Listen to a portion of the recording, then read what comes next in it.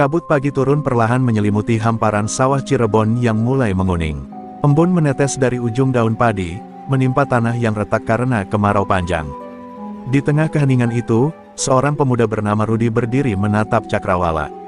Tubuhnya tegap, kulitnya legam terbakar matahari, dan matanya memancarkan kelelahan yang tak bisa disembunyikan.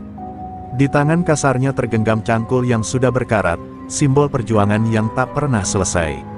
Di balik kesunyian pagi itu, Rudi menyimpan beban berat yang hanya bisa dipahami oleh orang-orang yang pernah melawan hidup dengan tangan kosong. Suara kokok ayam bersahut-sahutan dari kejauhan, disusul oleh derit bambu rumah panggung kecil milik keluarganya. Dari dalam, Ranti, istrinya, keluar sambil membawa segelas teh panas dan sebungkus nasi jagung. "Sarapan dulu, Kang. Jangan langsung kerja. Badanmu itu nggak besi," ujarnya lembut, namun matanya menyiratkan kekhawatiran. Rudi tersenyum samar, menatap wajah istrinya yang mulai pucat karena sering menahan lapar. "Nanti aja, enti, padi ini kudu cepat dipanen. Kalau nunggu siang, panasnya nyiksa," jawabnya pelan. Tapi dalam hatinya, ia tahu padi itu tak akan cukup menutupi kebutuhan hidup bulan ini. Dari kejauhan, terdengar teriakan anak kecil memanggil, "Bapak! Bapak!" Itu Raka, putra semata wayangnya yang baru berusia 6 tahun, berlari tanpa alas kaki di pematang sawah. Keceriaan anak itu menjadi satu-satunya warna dalam hidup Rudi yang kelabu. Ia mengangkat Raka ke pundaknya, memutarnya perlahan sambil tertawa kecil. Namun di balik tawa itu, ada rasa takut yang tak bisa diucapkan, takut melihat anaknya tumbuh dalam kemiskinan yang sama seperti dirinya. Rudi menatap langit yang mulai terang, berharap ada keajaiban yang bisa mengubah nasib mereka. Siang menjelang, teriknya matahari membakar kulit dan tanah. Rudi bekerja tanpa henti, memotong batang padi satu persatu dengan sabit tumpul. Keringat mengalir deras di punggungnya, bercampur dengan lumpur yang menempel di kulit. Tak jauh darinya, terlihat truk besar milik tengkulak yang datang menawar hasil panen dengan harga rendah. "Kalau nggak mau dijual segitu, ya simpen aja, lihat nanti busuk sendiri," bentak salah satu tengkulak dengan nada merendahkan. Rudi hanya diam, menahan amarah yang mendidih dalam dada. Ia ingin marah, tapi kepada siapa? Dunia terlalu kejam bagi orang yang hanya punya tenaga. Menjelang sore, langit berubah kelabu. Angin berembus kencang membawa aroma hujan pertama. Rudi berdiri di pematang, menatap awan hitam yang menggantung di atas desa. Ia tahu, badai bukan hanya akan datang dari langit, tapi juga dari kehidupannya. Ia baru saja mendengar kabar bahwa tanah sawah yang digarapnya akan dijual pemiliknya kepada perusahaan. Itu berarti ia kehilangan mata pencaharian satu-satunya. Dunia seakan runtuh di depan matanya. Ia menatap ke arah rumah, melihat Ranti yang tengah menjemur pakaian, dan Raka yang berlari-lari kecil di halaman. Air matanya menetes tanpa suara. Malam itu, rumah kecil mereka diselimuti keheningan yang berat. Lampu minyak redup bekerlap-kerlip, menyoroti wajah Rudi yang termenung di teras. Di hadapannya, secangkir teh sudah dingin, tak tersentuh sejak tadi. "Ranti, mungkin aku harus pergi merantau," ucapnya lirih. Istrinya terdiam lama, menunduk sambil menggenggam tangan suaminya erat. "Kalau itu memang jalanmu, aku ridho, Kang. Asal jangan lupa pulang. Aku dan Raka akan nunggu," jawabnya dengan suara bergetar. Kata-kata itu seperti paku yang menancap dalam dada Rudi, menyakitkan, tapi juga menguatkan. Di tengah malam yang hening, Rudi bangkit dan berjalan keluar. Ia berdiri di tepi sawah yang kini hanya diterangi cahaya bulan. Angin berembus pelan membawa aroma tanah basah. Di sanalah, di tengah kegelapan, Rudi berlutut dan menatap langit. Bibirnya bergetar melantunkan doa yang dulu diajarkan oleh Kiai Surya, gurunya semasa muda. Doa yang memanggil kekuatan dari dalam jiwa, bukan untuk kesombongan, tapi untuk keteguhan hati. Ia belum tahu kemana akan melangkah, tapi malam itu, sesuatu di dalam dirinya mulai bangkit lagi, sesuatu yang lama terkunci dan mulai bergetar pelan dalam darahnya. Ketika ayam jantan berkokok menandakan fajar, Rudi sudah bersiap meninggalkan rumah. Di pundaknya tergantung tas kain berisi baju lusuh dan sedikit bekal. Ranti berdiri di depan pintu sambil memeluk Raka yang menangis. "Doakan aku, enti, aku janji bakal balik bawa rezeki buat kita," katanya sambil menatap mereka untuk terakhir kalinya. Lalu langkah kakinya menghilang di balik kabut pagi. Di sanalah, di antara dingin dan harapan, perjalanan seorang kuli bangunan masa depan dan pemilik ilmu rawa rontek itu pun dimulai. Kereta ekonomi menuju Jakarta menderu pelan meninggalkan stasiun Cirebon. Di salah satu gerbong paling belakang, Rudi duduk di dekat jendela, menatap sawah yang semakin mengecil di kejauhan. Di pangkuannya, Raka tertidur pulas, sementara Ranti bersandar di bahunya dengan mata sembab. Mereka hanya membawa 2 tas lusuh, berisi pakaian seadanya dan sedikit bekal dari ibunya. Setiap derak roda kereta terdengar seperti ketukan takdir, mengingatkan Rudi bahwa ia tengah meninggalkan seluruh masa lalunya demi mengejar harapan yang belum tentu nyata. Namun di dalam dadanya, ada tekad baja yang bergetar, aku harus berhasil, apapun yang terjadi. Perjalanan panjang itu terasa dingin dan sunyi. Rudi menatap bayangan wajahnya di kaca jendela, tampak lelah tapi penuh tekad. Ia teringat pesan Kiai Surya yang pernah mengatakan, "Rat, urip kuwi ujian. Yen kowe wani ninggalin desa, ojo lali karo akar sing marai kowe kuat." Kata-kata itu kini bergema dalam kepalanya. Ia sadar, meski meninggalkan kampung halaman, ia tak boleh melupakan nilai yang diajarkan, kesabaran, kejujuran, dan iman. Di dalam hati, Rudi bersumpah untuk tetap berjalan di jalan yang benar, walau godaan kota besar nanti pasti akan mengguncang. Saat kereta berhenti di sebuah stasiun kecil, pedagang asongan naik, menawarkan nasi bungkus dan air mineral. Rudi membeli 1 bungkus nasi untuk Ranti dan Raka, tapi menahan lapar sendiri. "Kang, makan juga dong," kata Ranti lirih. Rudi hanya tersenyum, "Aku udah kenyang kok.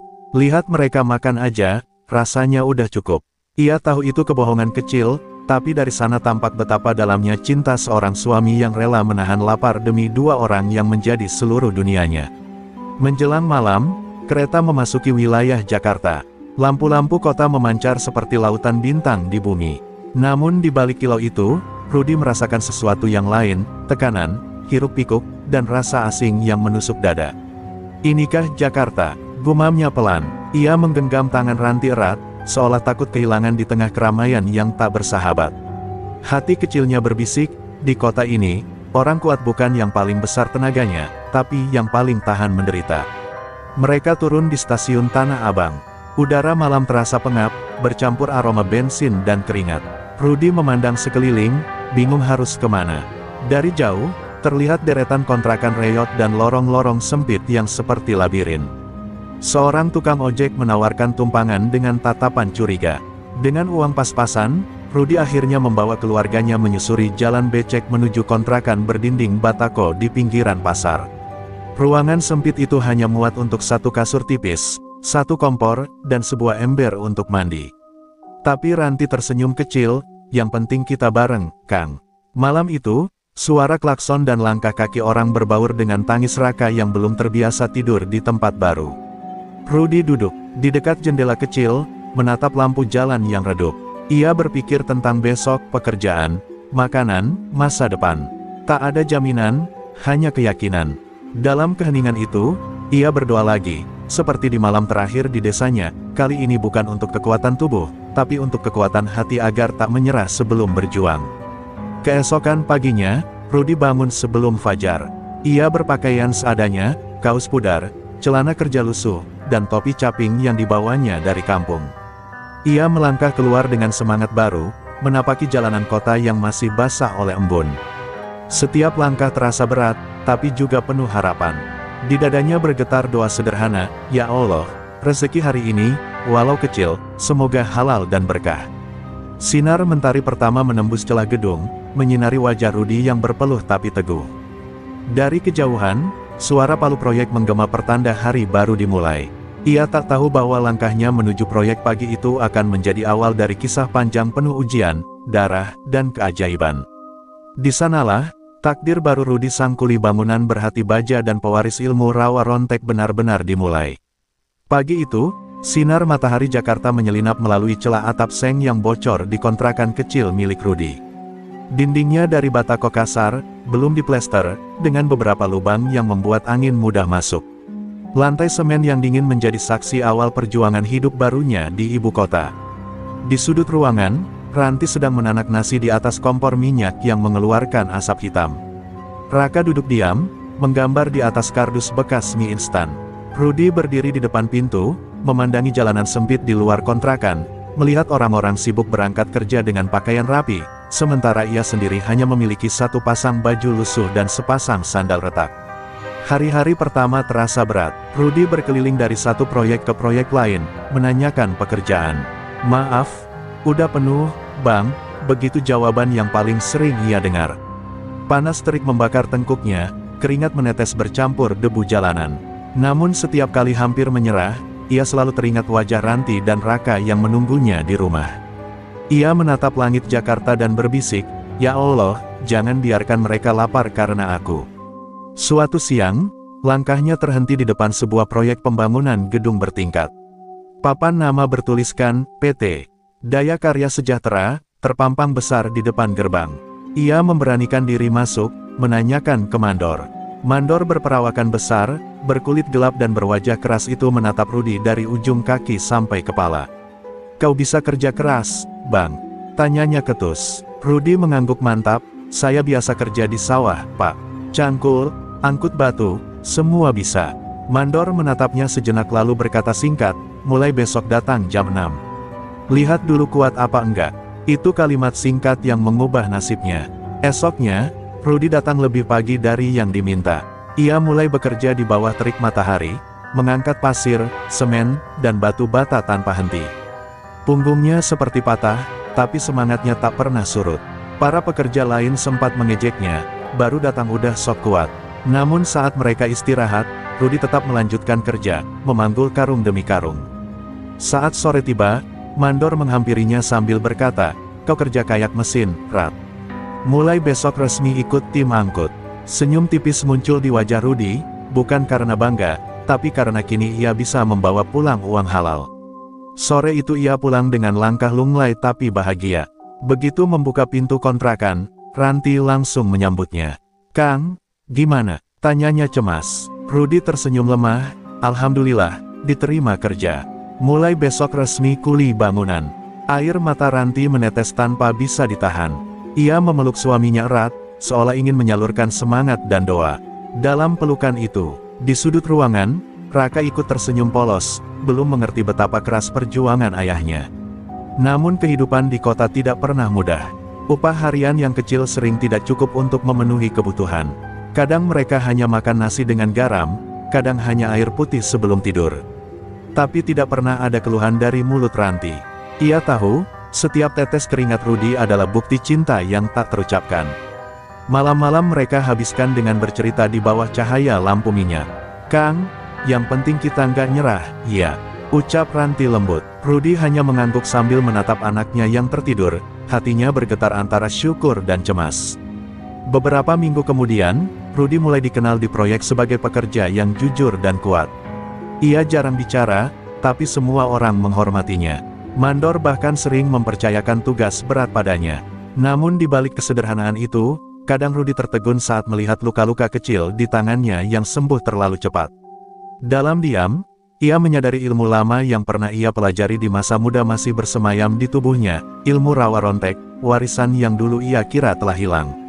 Ia berusaha melupakannya, tapi dunia seperti sedang menyiapkan ujian baru. Malam itu, ketika hujan turun deras dan petir menyambar langit, Rudy duduk di depan pintu kontrakannya. Ia memandangi tetesan air yang jatuh dari atap bocor, seolah tiap tetes membawa kenangan dari masa lalu. Di dalam dirinya, ada getaran halus, seperti ada yang membisikkan nama gurunya, Kiai Surya. Rudy menggenggam tangan, matanya menatap langit yang kelam. Ia tahu, perjalanannya belum selesai. Ia baru saja membuka pintu menuju dunia yang lebih keras, dan cahaya takdirnya mulai menyala perlahan dari balik gelap hujan Jakarta. Pagi di proyek dimulai dengan suara palu, dentuman semen, dan teriakan mandor yang memecah udara. Di antara puluhan pekerja yang sibuk, Rudy tampak paling menonjol. Bukan karena kekuatannya saja, tapi karena sikapnya yang ramah dan tak pernah mengeluh. Ia selalu datang lebih awal dari siapapun, menyiapkan peralatan dan membantu rekan-rekannya tanpa diminta. "Rat, istirahat dululah, capek nanti," kata Darto, salah satu buruh senior. Rudy hanya tersenyum, mengusap keringat di lehernya. "Kalau berhenti, lapar nggak nunggu, tuh." Jawaban sederhana itu membuat Darto tertawa, tapi dalam hati ia kagum pada sosok kuli yang selalu tegar itu. Siang hari, Panas menyengat seperti membakar kulit. Para buruh lain berteduh di bawah bayangan seng proyek, namun Rudy tetap mengangkat karung semen, satu demi satu. Setiap kali pundaknya terasa nyeri, ia menatap langit seolah mencari kekuatan dari sesuatu yang tak terlihat. Kadang ia teringat masa lalu, ajaran Kiai Surya tentang kesabaran dan keikhlasan. Ilmu sejati bukan di tubuhmu, Rat, tapi di hatimu, pesan sang guru dulu. Ia menggenggam sabda itu erat, menjadikannya alasan untuk tetap jujur meski dunia di sekitarnya sering tak adil. Sore menjelang, hujan deras mengguyur proyek. Air mengalir deras dari atap seng yang berlubang, membuat tanah jadi lumpur. Mandor berteriak menyuruh semua berhenti, tapi Rudy justru membantu teman-temannya memindahkan material agar tidak basah. Tiba-tiba, salah satu tiang besi besar yang belum dipasang miring dan hampir menimpa seorang pekerja muda bernama Roni. Tanpa pikir panjang, Rudy meloncat dan mendorong Roni keluar dari jalur besi itu. Besi jatuh menghantam tanah, menimbulkan suara keras, dan debu tebal menyelimuti semuanya. Ketika debu mereda, semua orang terkejut. Rudy berdiri tegak, hanya sedikit goyah, tanpa luka sedikit pun. "Gila, itu besi berat, Bang. Harusnya kau luka parah," teriak salah satu buruh. Rudy menatap tangannya yang hanya lecet ringan, matanya sedikit membesar. Ia tahu tubuhnya seharusnya tidak sekuat itu. Dalam hatinya, getaran halus yang ia rasakan dulu mulai muncul lagi, seolah ilmu rawa rontek yang disimpannya selama ini terbangun dari tidur panjangnya. Ia segera menunduk, menutupi kegelisahannya dengan senyum tipis. Mungkin karena panik, jadi nggak kerasa sakit, katanya merendah. Tapi dalam dada, jantungnya berdetak keras, antara takut dan takjub. Sejak kejadian itu, Rudy makin dikenal di proyek. Banyak yang menganggapnya orang aneh tapi baik. Ada yang percaya dia punya doa kuat, ada pula yang bilang ia dijaga makhluk gaib. Namun Rudy tak peduli. Ia tetap bekerja seperti biasa, tetap sopan, tetap rendah hati. Hanya saja, setiap malam, ia duduk lama di depan kontrakan, menatap telapak tangannya dalam cahaya lampu jalan yang redup. Ia tahu, apapun kekuatan yang masih tersisa dalam dirinya, itu bukan untuk disombongkan. Ia takut jika satu hari nanti, kekuatan itu justru membawa musibah. Ranti mulai merasakan ada yang berubah. "Kang, kenapa tiap malam bengong aja? Ada pikiran?" tanyanya lembut sambil menyiapkan teh hangat. Rudy hanya menjawab singkat, "Cuma capek, enti." Ia tak ingin istrinya tahu bahwa sesuatu dalam dirinya mulai bangkit lagi. Ia hanya ingin jadi kuli biasa, mencari nafkah dengan tenaganya sendiri, tanpa harus bergantung pada hal-hal gaib yang dulu hampir menyesatkannya. Tapi malam itu, saat hujan turun deras, suara guru menggema seperti suara masa lalu yang memanggil, mengingatkannya pada sumpah yang belum tuntas. Beberapa hari kemudian, seorang mandor baru datang ke proyek, lebih keras, lebih kasar, dan tak segan memotong upah para buruh. Banyak pekerja yang mengeluh, tapi tak ada yang berani melawan. Rudy menahan diri, memilih diam. Namun ketika ia melihat salah satu rekannya dipukul karena menuntut gajinya, darahnya mendidih. Ia ingin maju, tapi langkahnya tertahan oleh bisikan di hatinya, "Jangan gunakan ilmu itu untuk marah, Rat. Ingat pesan gurumu." Ia menggenggam erat jemarinya, menatap tanah dengan mata berkaca. Malam itu, Rudy tidak bisa tidur. Hujan turun deras membasahi atap seng kontrakannya, suara petir mengguncang langit Jakarta. Dalam benaknya, ia teringat wajah Kiai Surya yang menatapnya dari balik kabut di masa lalu. "Kalau suatu saat dunia menekanmu, jangan lawan dengan murka, lawan dengan sabar," begitu pesan terakhir sang guru. Rudy menarik napas panjang, lalu menatap anak dan istrinya yang tertidur lelap. "Aku janji, Kiai, aku gak akan melanggar lagi. Tapi kalau mereka ganggu keluargaku, aku gak akan diam." Suara hatinya tenggelam di antara gemuruh hujan malam yang seolah menyimpan firasat, bahwa badai besar akan segera datang dalam hidupnya. Pagi itu langit tampak muram, seolah ikut menyimpan beban yang ada di dada Rudy. Di proyek, suasana kembali tegang. Mandor baru, Bang Surya Leman, menekan semua buruh tanpa ampun. Upah ditahan, jam kerja ditambah. Rudy mencoba sabar, tapi setiap kali mendengar teman-temannya dimaki, hatinya seperti disayat. "Sabar, Rat, jangan ikut marah," bisik hatinya. Namun saat melihat Darto, teman yang paling setia, dipukul dengan batang kayu hanya karena meminta air minum, api di dalam dirinya menyala.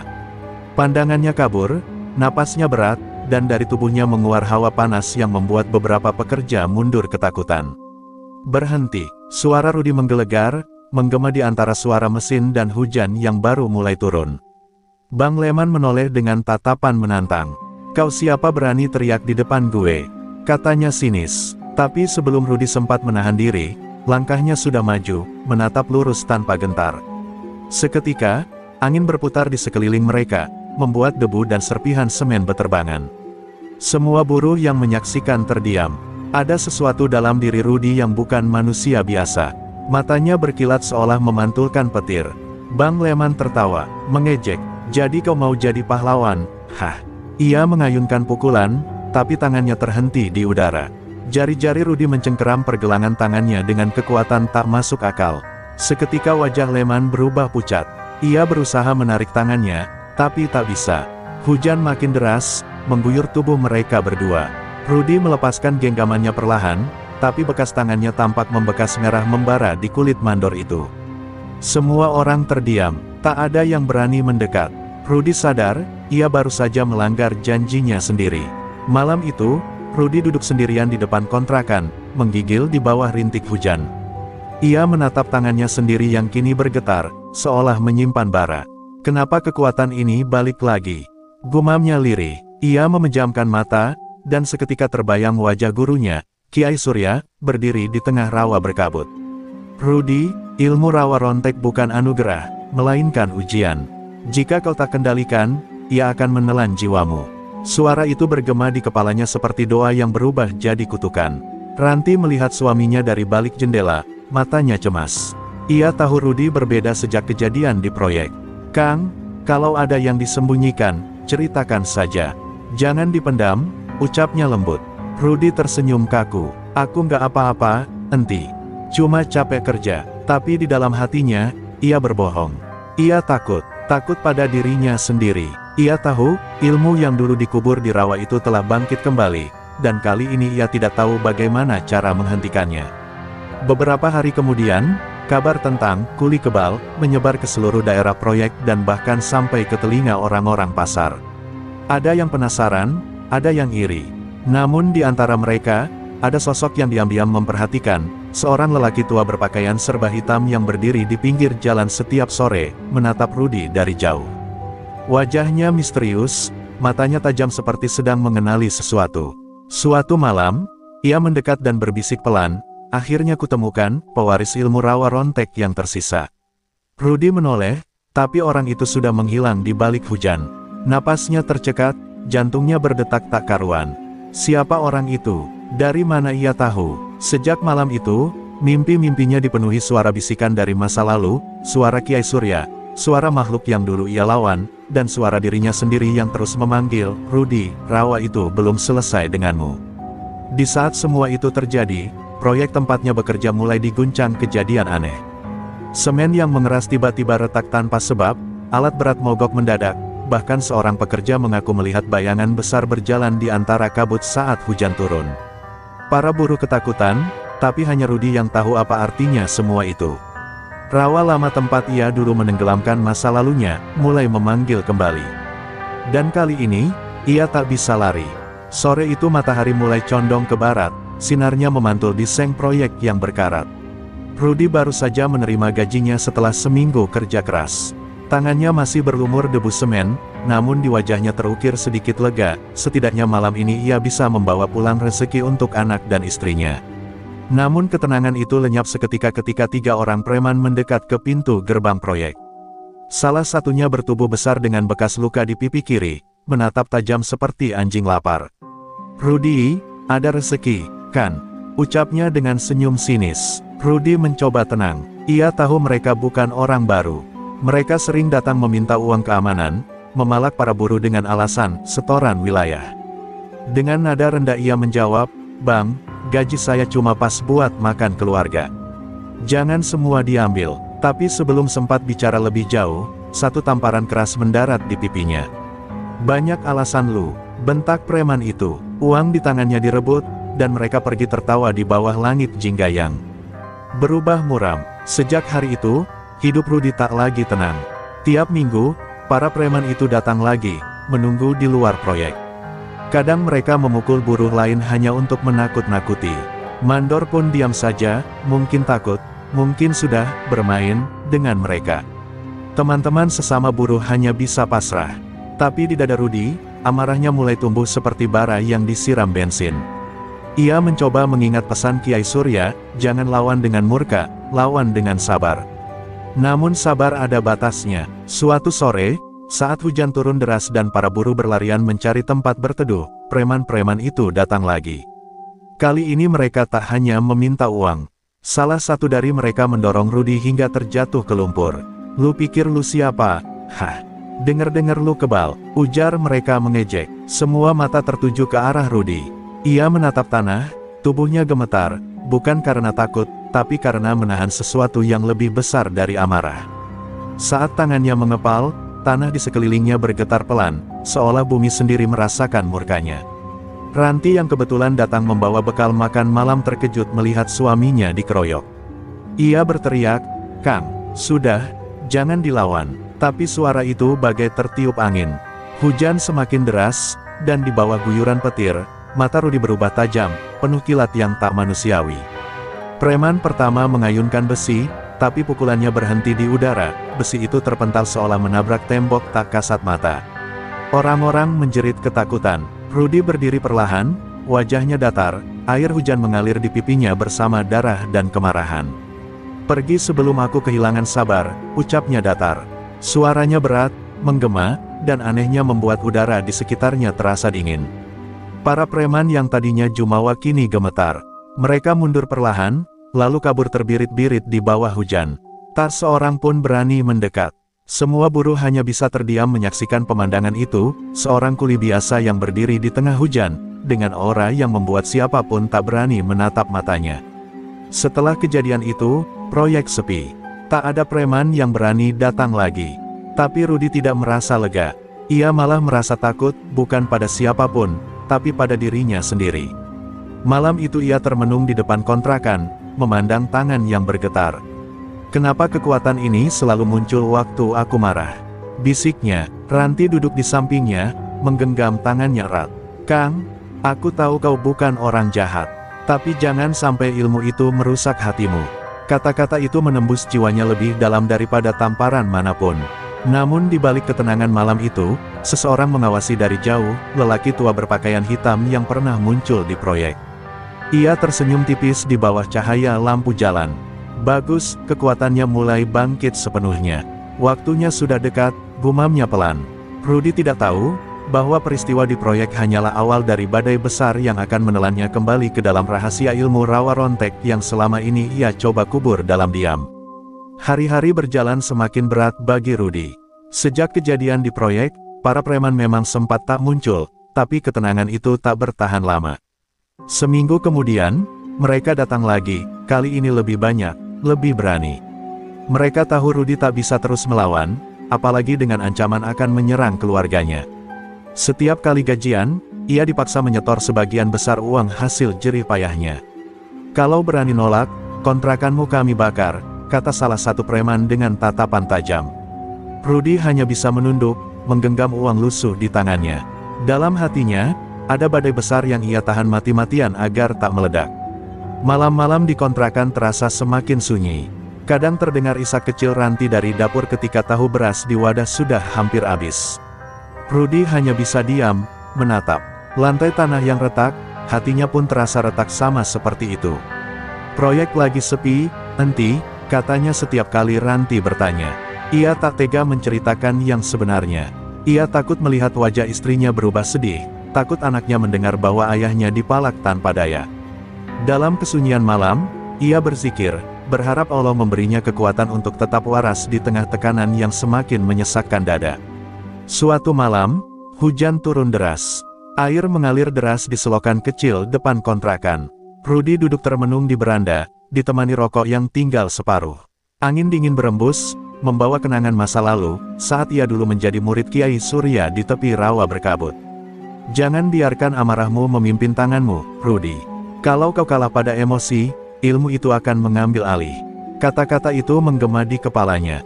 Ia menarik napas panjang, tapi rasa sesak di dada justru semakin menjadi. Ia ingin menjerit, tapi hanya bisa menunduk, menggenggam lututnya erat. Pagi berikutnya, Rudy datang ke proyek dengan wajah lelah. Tubuhnya masih kuat, tapi jiwanya rapuh. Ia bekerja tanpa semangat, seperti mesin yang berjalan tanpa arah. Beberapa teman buruh mencoba menghibur, tapi mereka tahu ada yang salah. "Rat, kalau ada masalah, ngomong. Kita bantu," kata Darto. Namun Rudy hanya tersenyum hambar. "Gak apa-apa, tuh, aku cuma kurang tidur." Padahal setiap malam, matanya sulit terpejam, pikirannya terus dihantui rasa malu dan marah pada dirinya sendiri. Lelaki yang dulu gagah menantang dunia, kini tunduk pada ketakutan. Suatu sore, saat Rudy baru saja keluar dari proyek, ia melihat para preman itu menunggu di ujung gang. Kali ini mereka tidak hanya meminta uang, mereka menodongkan pisau kecil ke arahnya. "Cepat kasih, atau istrimu yang kena," kata si preman bertubuh besar dengan suara berat. Dunia seolah berhenti sejenak. Rudy menatap mereka satu persatu, dadanya bergetar. Ia tahu, jika kali ini ia menahan diri, maka keluarga yang akan jadi korban. Tapi jika ia melawan, ia tahu apa yang akan terjadi, kekuatan itu akan kembali, dan tak ada jalan untuk mundur lagi. Hujan mulai turun rintik-rintik, udara di sekitar tiba-tiba terasa dingin, seolah waktu ikut membeku. Dalam diam, Rudy menunduk, menatap tanah, lalu perlahan mengangkat wajahnya. Mata itu, mata yang dulu disegani bahkan oleh makhluk halus rawa, kini bersinar redup namun tajam, menyimpan sesuatu yang tidak bisa dijelaskan. Preman-preman itu saling pandang, merasa ada hawa aneh yang menekan dada mereka.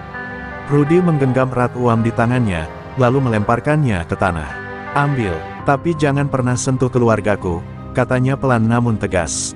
Para preman tertawa mengejek, tapi tawa mereka terhenti ketika petir menyambar tak jauh dari tempat itu. Kilatan cahaya menyinari wajah Rudy yang kini tampak tegang, seperti menahan sesuatu yang nyaris lepas dari kendalinya. Ia menatap mereka satu persatu, dan untuk sesaat, dunia seolah berhenti berputar. Angin berhenti, suara hujan pun hilang. Di dalam dada Rudy, suara yang telah lama ia kubur berbisik lirih, "Biarkan aku keluar, Rudy, biarkan aku yang menghadapi mereka." Rudy menutup matanya rapat-rapat, berusaha menahan diri. Ia berzikir pelan, namun suaranya nyaris tenggelam oleh deru hujan yang semakin keras. Ketika ia membuka mata, para preman itu sudah mundur beberapa langkah, ketakutan tanpa tahu kenapa. Rudy hanya berdiri di sana, diam dan basah kuyup. Ia berhasil menahan amarah kali ini, tapi ia tahu, batas kesabarannya sudah di ujung tanduk. Dan di dalam dirinya, kekuatan rawa itu menunggu saat ketika Rudy benar-benar tak bisa lagi melawan dirinya sendiri. Setiap kali dipalak, hati Rudy seperti diremas tangan besi. Ia menahan diri sekuat mungkin, tapi setiap kali melihat para preman itu tertawa di depan proyek. Sambil menghina para buruh miskin, dadanya terasa terbakar.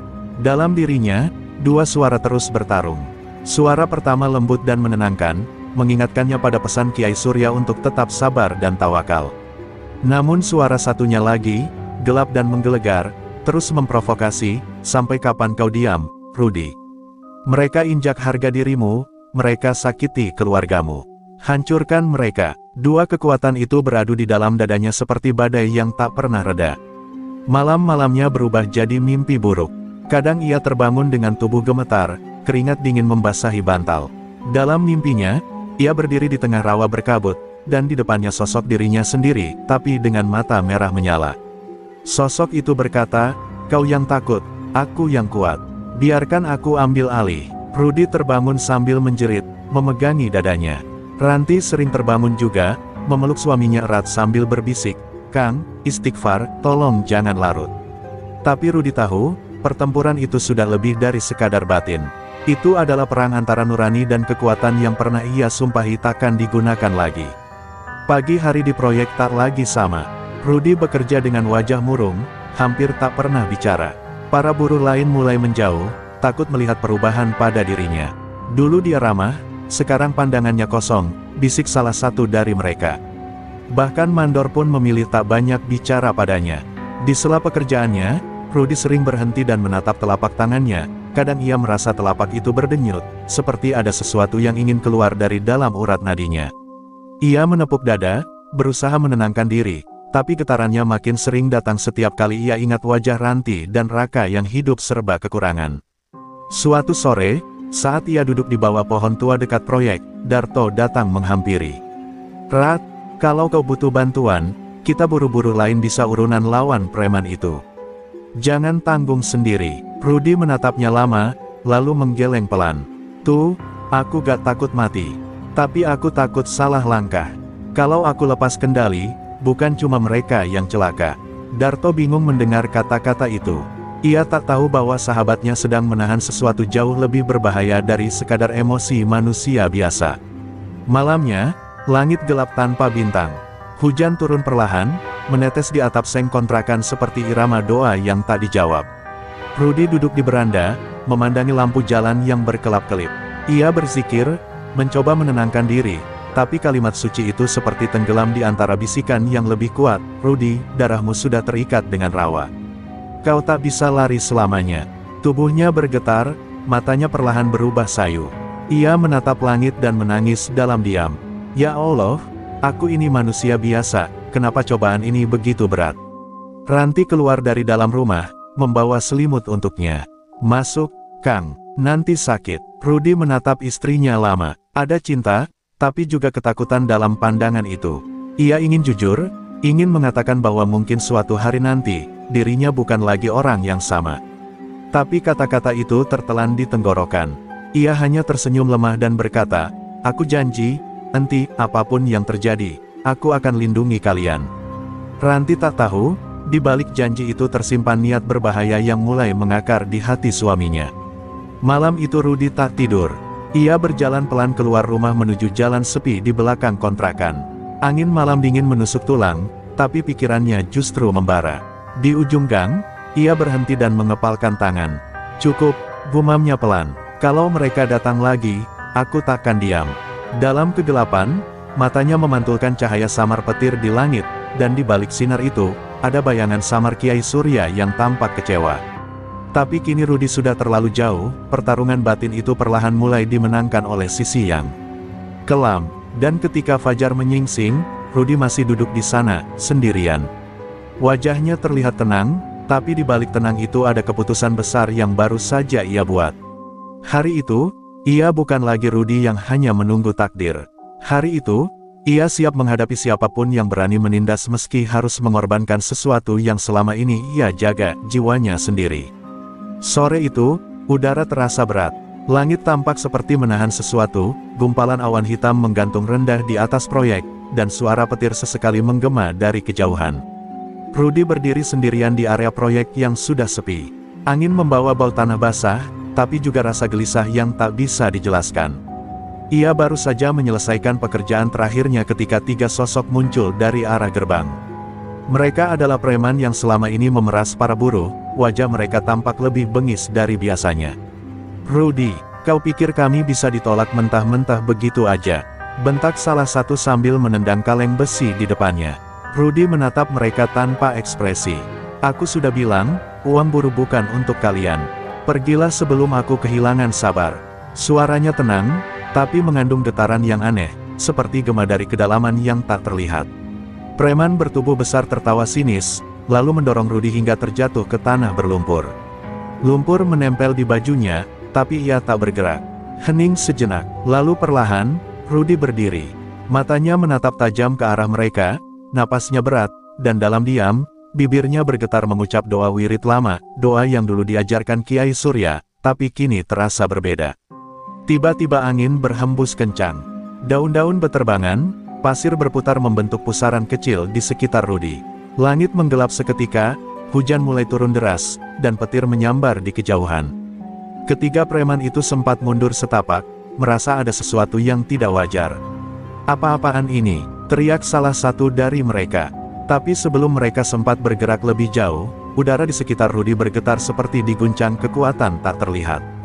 Dalam sekejap, ketiganya terpelanting keras, seolah dihantam oleh angin yang datang dari arah yang tak mungkin dijelaskan. Tubuh mereka terhempas ke tanah, wajah pucat, mata membulat ketakutan. "Pergilah," suara Rudy pelan, namun terdengar menggema, seakan diucapkan bukan hanya oleh satu orang. Ketiga preman itu berlari tunggang langgang, sebagian berteriak menyebut nama Tuhan. Rudy berdiri di tengah hujan, matanya menatap kosong ke arah langit. Petir menyambar di belakangnya, menerangi wajahnya yang kini tampak asing, separuh manusia, separuh sesuatu yang lebih dalam dan lebih tua. Ia menatap telapak tangannya sendiri yang bergetar, dan di balik rasa lega itu, ada ketakutan yang jauh lebih besar. Kekuatan itu telah bangkit kembali. Beberapa pekerja yang masih berada di sekitar barak mendengar suara ribut dan keluar. Mereka melihat Rudy berdiri di tengah hujan, sendirian. Salah satu berbisik, "Aku lihat sendiri, angin muter di sekeliling dia, terus preman-preman itu mental." Kabar itu menyebar cepat seperti api di tumpukan jerami. Dalam waktu singkat, nama Rudy disebut dengan dua nada berbeda, sebagian menyebutnya orang sakti, sebagian lain berbisik ketakutan bahwa ia bukan lagi manusia biasa. Malamnya, Rudy pulang dengan langkah gontai. Bajunya basah kuyup, matanya kosong. Ranti terkejut melihat suaminya dalam keadaan seperti itu. "Kang, kenapa basah begini?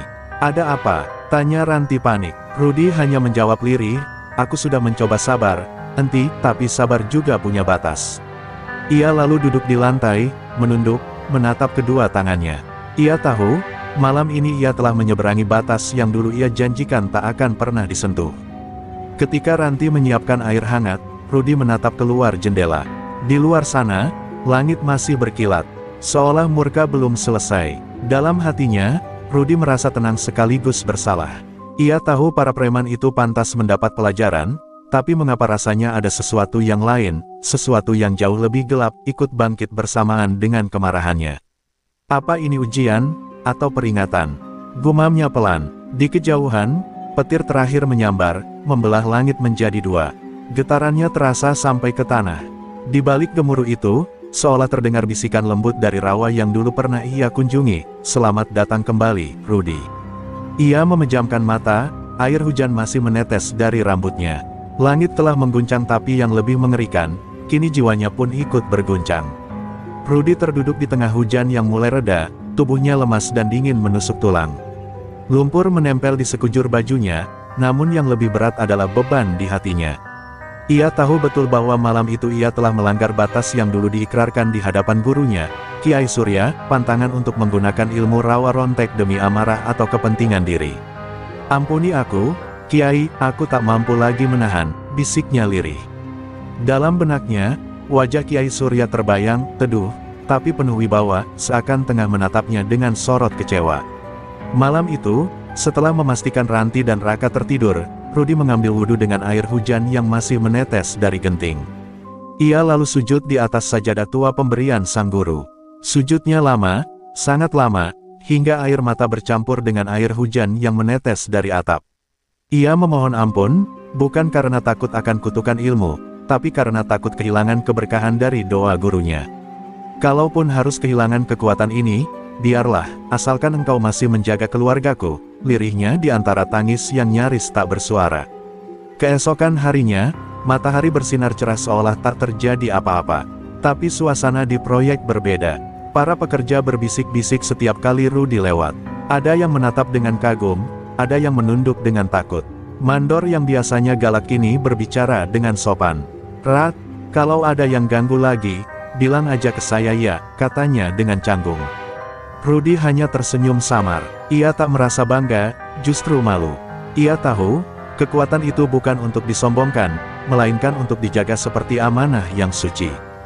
Beberapa buruh mendekat, menyalami Rudy, memuji keberaniannya melawan preman.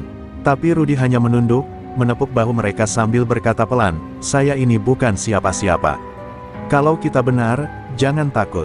Tapi kalau marah menguasai hati, kebenaran bisa berubah jadi kesalahan." Kata-katanya sederhana, tapi penuh makna. Dari sanalah, rasa hormat terhadap Rudy tumbuh bukan karena ilmunya, melainkan karena keteguhan dan kerendahan hatinya. Saat istirahat siang, Rudy duduk di bawah pohon dekat proyek. Angin berhembus lembut, membawa aroma tanah dan suara doa dari kejauhan. Dalam benaknya, ia mendengar kembali petua Kiai Surya, ilmu tanpa adab adalah kehancuran, dan adab tanpa niat suci hanyalah topeng. Ia tersenyum pelan, menatap ke langit biru yang baru saja dibersihkan oleh hujan semalam. "Terima kasih, Kiai, aku mengerti sekarang," gumamnya lirih.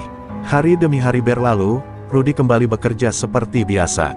Ia tak lagi menonjolkan diri, tak pula menakuti siapapun.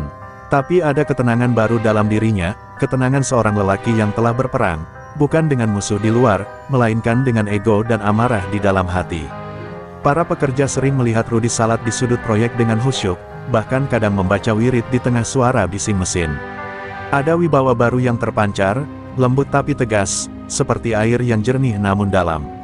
Suatu sore, seorang pekerja muda bertanya polos, "Bang, benar ya abang punya ilmu kebal?"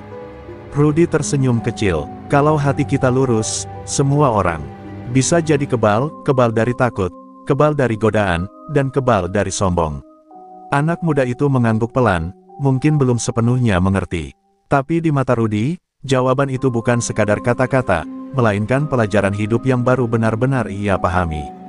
Malam pun tiba dengan tenang. Di dalam kontrakan sederhana itu, Rudy duduk di beranda, menatap bintang-bintang yang mulai muncul di langit Cirebon. Ia tahu, perjalanan hidupnya belum berakhir. Tapi kini ia lebih siap. Ilmu rawa rontek bukan lagi beban, melainkan amanah yang harus dijaga dengan hati yang bersih. Dan dalam keheningan malam itu, ia mendengar bisikan lembut dalam hati suara Kiai Surya yang berkata penuh kasih, "Kau sudah belajar, Rudy, sekarang, jadilah cahaya bagi mereka yang masih tersesat dalam gelap." Terima kasih telah menonton dan menemani perjalanan kisah kami di channel Pelayan Surga. Setiap like, komentar, dan dukungan dari kalian adalah cahaya yang menyemangati kami untuk terus berkarya. Semoga kebaikan, keberanian, dan kebijaksanaan selalu menyertai langkah kalian setiap hari. Jangan lupa terus dukung channel Pelayan Surga dengan like, komentar, dan subscribe, agar kita bisa terus menghadirkan cerita inspiratif, penuh aksi, dan pelajaran hidup yang berharga. Semoga setiap kisah yang kami bagikan membawa manfaat, motivasi, dan kebahagiaan bagi kalian semua. Doa terbaik kami untuk kalian, semoga Allah Subhanahu wa Ta'ala senantiasa melindungi, memberkahi, dan menuntun setiap langkah kalian menuju kebahagiaan, keselamatan, dan kesuksesan. Tetaplah berani, tetaplah beriman, dan terus sebarkan kebaikan dimanapun kalian berada.